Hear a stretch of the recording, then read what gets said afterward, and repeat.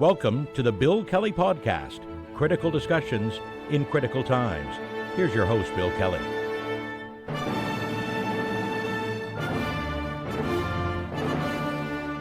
And welcome, another edition of the Bill Kelly Podcast, critical discussions in these critical times. I'm your host, Bill Kelly. Good to have you with us today. Sovereignty. And there's a key word, a word we've heard a lot of in the last couple of days. Sovereignty was the name of the horse that won the Kentucky Derby this past weekend. I don't really follow horse racing, but Kentucky Derby is one of those things that even if you're not a fan, it's a big event, so you at least pay passive interest to it. But as we found out the results of the race and Sovereignty was the winner, I thought, how appropriate given the world's circumstances, what's going on politically, globally these days, too. Sovereignty is another word, probably one of many, many words that Donald Trump doesn't seem to understand or comprehend. By definition, by the way, just to put this out here for the context of our conversation, sovereignty is defined as the authority of a state to govern itself. And we respect sovereignty. We respect nations to make their own decisions, to govern themselves accordingly, et cetera, et cetera. Everybody except Donald Trump, obviously. The rants that this guy has gone under the last little while since he all of a sudden decided that the world is his oyster. He'll take this country over. I want this country. I want to do this. Is amazing. I'm astounded by this that goes on. And we thought maybe it was just bombast and maybe it's just Trump being Trump, which is a phrase I'm getting a little tired of hearing these days. But clearly, this is the mindset that this guy has. And he underscored that this past weekend, celebrating his first 100 days, which is a kind of a watermark for, I guess, for presidents to say, okay, what have you accomplished in these first 100 days? And of course, to hear Trump tell it, and he did tell it time and time again with different interviews that he did, it was the most successful first 100 days of any president in history. Well, that's simply not true, but that's what he tells the public. And of course, there are an awful lot of people with the MAGA hats that just believe anything that he says. And they just felt, well, I guess it is, even though I can't afford to buy eggs and the price of gas is going up and, I can't afford to buy a house, but he says it's going great, so it must be doing great. Quite the opposite is true, of course. I mean, the United States is headed towards a recession. Prices are still skyrocketing. It's going to hell in a handcart. And Trump, of course, is just, as Nero used to do, just fiddling while Rome burns. In this case, it's the United States that's burning. But over and above that is how he gets away with what he does. And I think that's one of the things that I find frustrating. Case in point, as I say, these 100-day anniversaries. So he's doing a series of interviews. One of them was this past weekend on Meet the Press on NBC with Kristen Welker. They asked about tariffs. They asked about a number of different things. And, of course, the tariffs are killing the U.S. economy, but he says, no, they're doing well. But she got around to asking him also about sovereignty and about his rant about taking over Canada becoming the 51st state. Greenland entered into the conversation, too. But Trump said that he didn't think that military force will be needed to make Canada the 51st state. Not needed. When is he going to get it through his head, if ever? We're not for sale. This is not an option. The only place in the world where this discussion is ongoing is in his head. We've said, Prime Minister Carney has mentioned, every other leader, politician, well, except for Danielle Smith, apparently out in Alberta, has said this is not happening, okay? It's just not going to happen. And it's not supposed to even be a discussion at this stage. There's no discussion here of Canada wanting to be part, or any part of Canada wanting to be part of the 51st state.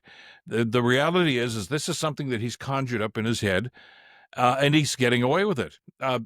He talks about, and to try to justify his ravings, that there's an inequity here. The United States is getting ripped off. Whether it's Panama with the canal, Greenland, he wants to take over as well. He said that may take military force. And even Canada, still becoming the 51st state. And this is, as we do this podcast, on the eve of the meeting between Prime Minister Carney and the president. And there's a lot to discuss here, very substantive issues, including tariffs, defense spending, a number of different things like this. I'm bothered by the fact that we're going to be taking up oxygen, and these two guys are going to be taking up space, probably talking about something like sovereignty here in Canada becoming the 51st state. And we've mentioned before that I sort of get where he's coming from on here. I mean, many U.S. presidents have, if not openly, but secretively envied Canada because of our natural resources, our minerals, our water, certainly, clean fresh water, and a number of other elements like this. And it's been written about and talked about for years and years and years. But Trump seems to think that the United States has a divine right to take whatever they want because they are the United States. Sadly, there are an awful lot of people here who support that idea, too. No matter whether it's taking over Greenland or whether it's simply Canada becoming part of the United States, et cetera, et cetera. Logistically, it just doesn't make any sense. And we know that on this side of the border.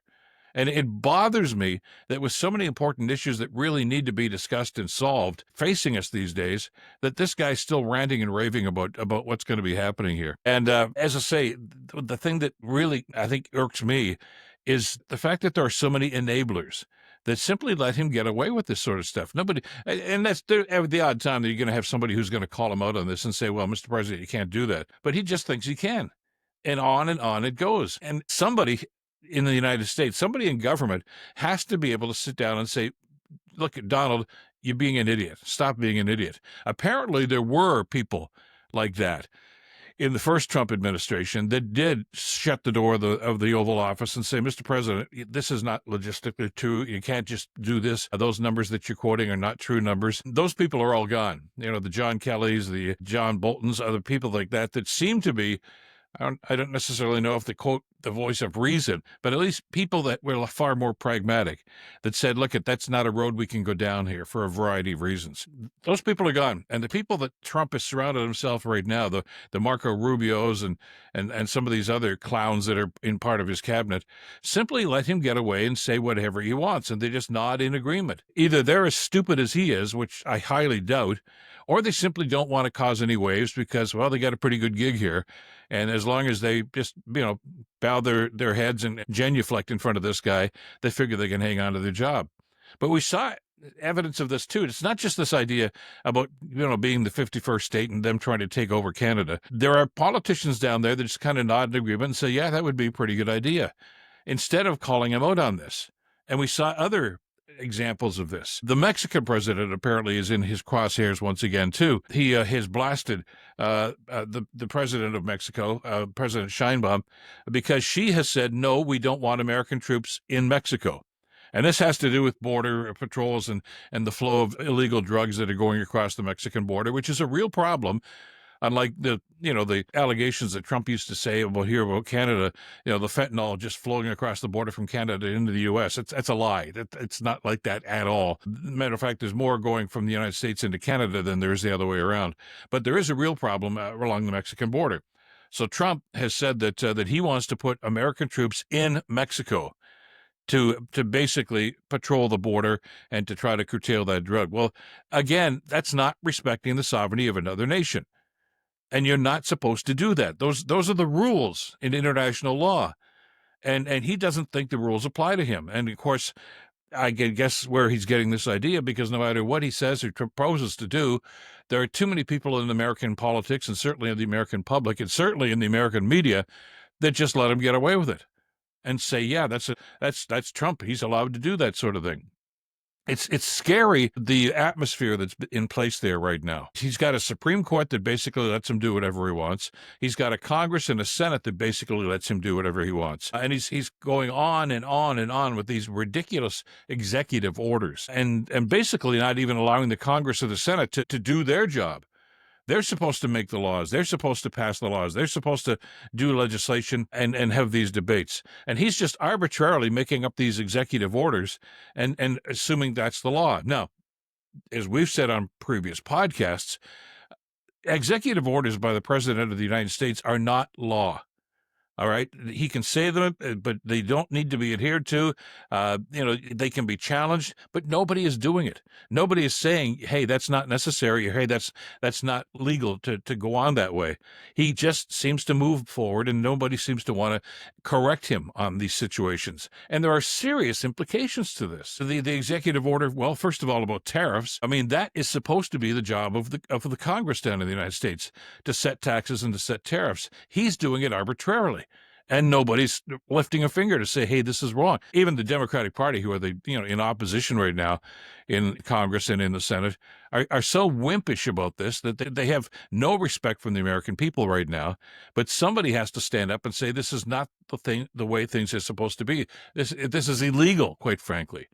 But, when you've got the highest court in the land, which is stacked with all his minions, I guess he figures he can get away with it, and so far that he has.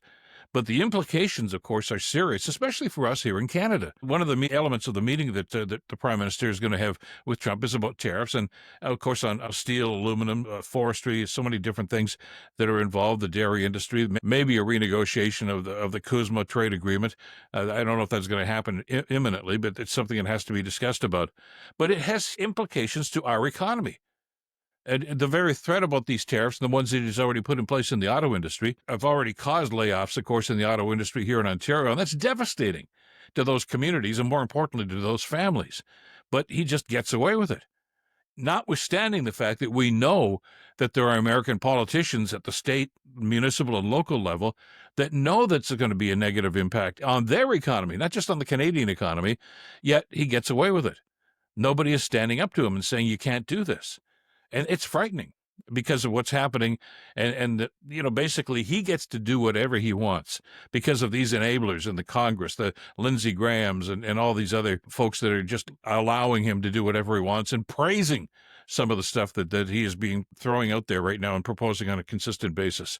And we in Canada and in other countries, certainly in Mexico, are the ones that are going to pay the price for this.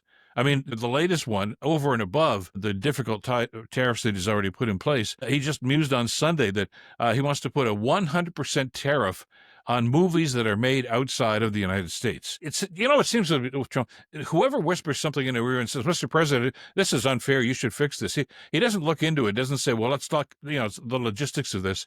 Why is this in place? And maybe this is actually mutually beneficial. He doesn't care about any of that stuff. The last person that whispers in his ear and gives him a $5 or $10 million check for his well, I was going to say his campaign, but he's always campaigning, gets to do whatever they want and gets to do whatever the president is able to do to try to help them with their industry. The Bezos and the Musks and others are benefiting hugely by kissing his ass, and others are doing it too. The movie industry has moved around the world for a variety of reasons, and Canada has a huge benefit here. Lots of stuff is done here in Canada. Southern Ontario, British Columbia, so many places in Canada right now have made millions and millions of dollars because of the movie industry that has come up here. If they were to do this, for instance, 100% tariffs on movies that are made outside of here, all the people that watch the Hallmark movies on the Women's Network, 99% of those are made in Hamilton or in Vancouver or Toronto. And if that happens, they've got to move or stop making them altogether. That would be devastating to local economies. But nobody seems to want to talk about this. They simply say, well, that's Trump being Trump. Well, it's about time that somebody held up the stop sign and said, look, Trump can't be Trump anymore. What he's doing is illegal. It's crippling not just to the Canadian economy, but to the American economy too. And maybe there's an argument to be made that, look, at this guy's, sadly, whether it's dementia or something is affecting this guy. And he's making irrational decisions, damaging irrational decisions. But the enablers are the ones that I think we really have to pay attention to. They're the ones that basically let him do whatever he wants, say whatever he wants, and let everyone else at the United States and, of course, here in Canada, too, suffer the consequences. It's got to stop. I mean, just how far does this go? He's talking about possible military action to take over Greenland. Where the hell are the dissenting voices? Ordinarily, if this were run the way it's supposed to, that would be something that the G7 or the NATO countries would talk about, because Denmark and Greenland, of course, are members of NATO. But nobody seems to want to raise the issue, simply because it's Donald Trump. I'm fascinated, and I'm going to be watching with great interest, as we all are, to see how the Prime Minister handles this. I mean, my inclination is to get angry when I see these sorts of things, which is why I'd make a lousy Prime Minister. Carney, one of the things that impresses me about Prime Minister Carney is he seems level-headed, he's knowledgeable, he knows his stuff, and we've noticed this through the course of the campaign or even through the debates. He doesn't lose his cool, and that's important. And he always seems to be able to make his point and get his message across without raising his voice or going into the tantrums like Trump does. Now, I don't know what the dynamic's going to be for the meetings that these guys are going to be having, and hopefully the meeting between Carney and Trump this week is going to be one of many to try to get some of these issues resolved, rather. But it's got to start happening, and we've got to have other people, whether it's Macron, whether it's head of the European Union, whether it's the United Nations, anybody, stand up and say to Trump, this has got to stop. And that starts at home, too. That's the international response that we'd like to see. But who among the American politicians has the courage to simply say this has got to stop? You're driving your own country to hell on a handcart. He's turning a blind eye to us, and we're watching the results going on. It bothers me, as not just as a northern neighbor, but as somebody who's friends and relatives south of the border, to see the country going into such a tailspin right now. And basically, most people seem oblivious to it, or they see that it's coming and figure if we just turn our back and ignore it, maybe it'll just go away and get better. History tells us that's not the way things work. We'll watch and see just how the Prime Minister gets on with his trip to Washington and how world leaders are going to respond to this, because it's going to start heating up with NATO meetings and G7 meetings coming up in the next little while. What part, if any, is America going to play, and how are we going to respond? Questions to those, answers to those are coming up in future podcasts. That's it for this edition of the Bill Kelly Podcast. Of course, you can catch us on Substack and Spotify, Apple, certainly on YouTube and Blue Sky and so many other different platforms, too. Keep the information coming. Keep your comments coming, too. It's very, very gratifying to see the people that are responding to this. And as we said right off the get-go, when we launched this whole program a few years ago, I'm not going to try to convince you to change your mind, but I want you to think. That's what we want to do with these podcasts, is lay facts out there and make you think and maybe rethink if you want to, but at least have that discussion, because that's the first step in getting knowledge and understanding of not just how you're feeling, but how others feel too. Let's have that discussion. Thanks again to Madeline Kelly, as always, for the production of the program today. I'm Bill Kelly. Until next time, stay in touch and stay informed. Bill Kelly Podcast brought to you by Wizen's Law, personal injury lawyers. Listen, you didn't choose to get injured, but you can choose the right lawyer.